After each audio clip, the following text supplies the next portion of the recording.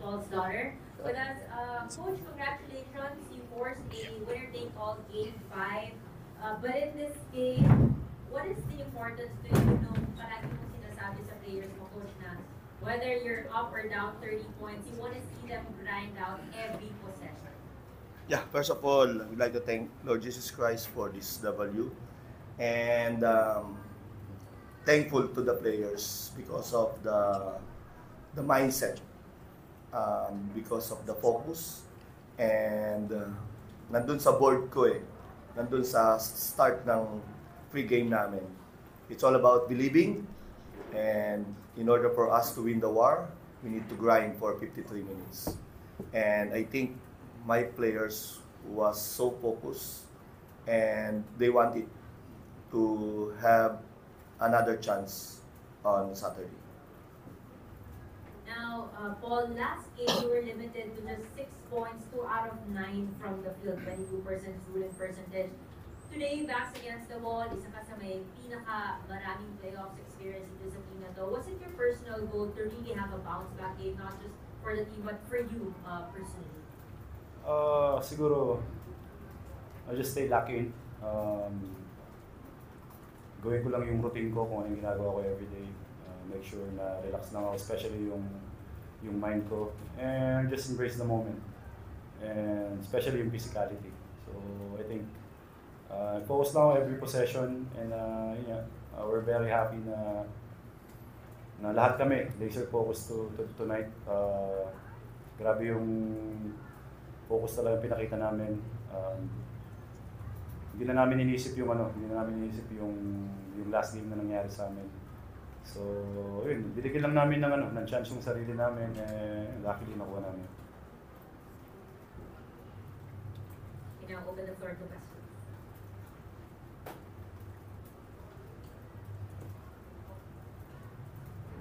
Coach, kumusta naman yung medyo controversial yung game 3, but how did the team, paano mo describe how the team handled yung controversy afterwards? Kasi based from the result of the game mo, talagang back to business agad kayo Nag-start sa akin.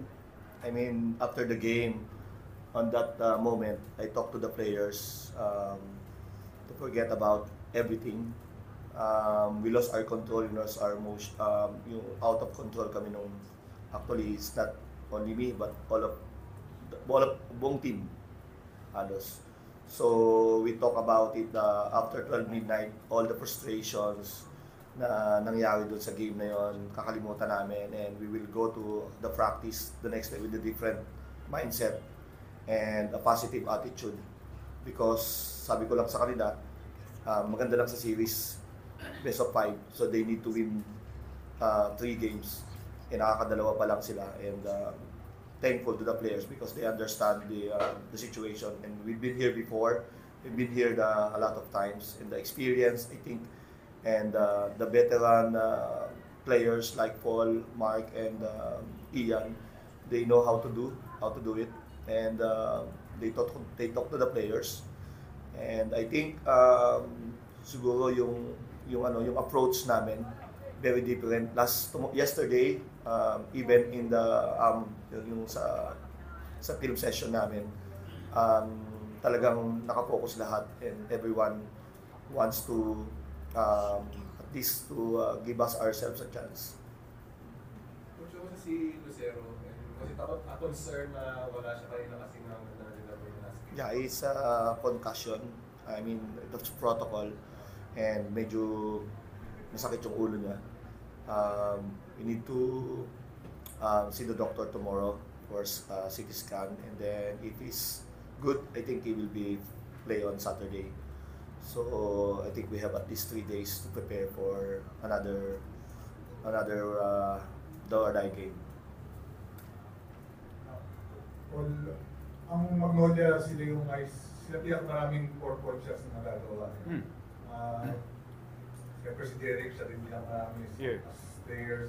Kayo ni Derek, back-to-back course ng second quarter, parang doon nag-trigger yung pull away nyo. How okay na itong 4-point shot naging weapon sa this type of play? Ever since naman doon naman kami tumitira talaga ni Jerry So nagkataon lang talaga nagkaroon ng 4-point shot.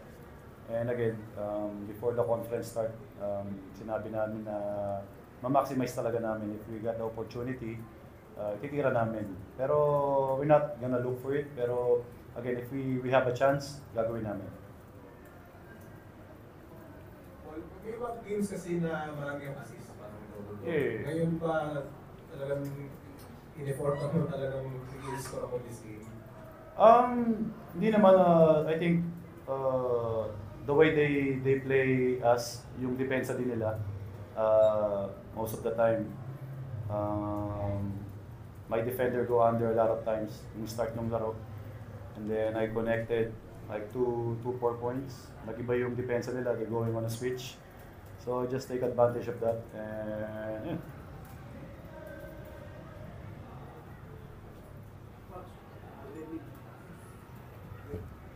The 22, the series of Macron in the quarter finals ended in one-sided fashion. In Macedonia, the ace win, and the winner take all game 5. I think I don't know kung ano pa, but we just try to rest first and think about by tomorrow. But I think it's a player's game. Lagi ko naman sinasabi yan eh. In a do or die game, it must be the players who will try to perform. But we have an X and O. But again, it boils down to the player's execution. The momentum in advantage is on the side of Macedonia right now. What are your plans for Team 5? Are all the veterans will step up in your import that is scored in the last game, 45 points? Can you do it again? The momentum is, I think for the game 5, naniniwala ako, my opinion, there's no such thing na momentum during the do or die game because both teams are eager and they have the will to overcome whatever happens in the previous games. But again, sabi ko nga, we will try to prepare hard and we don't know what anong lalabas doon sa viewing namin, doon sa film sessions. We just want to rest our minds and our bodies. That's the most important thing right now. Rest our minds and our bodies for the next 3 days so that we are good to go on Saturday. Thank you so much for the game 5. Thank you. Alright, that's it for our post-game press conference. Congratulations, gentlemen. Thank you.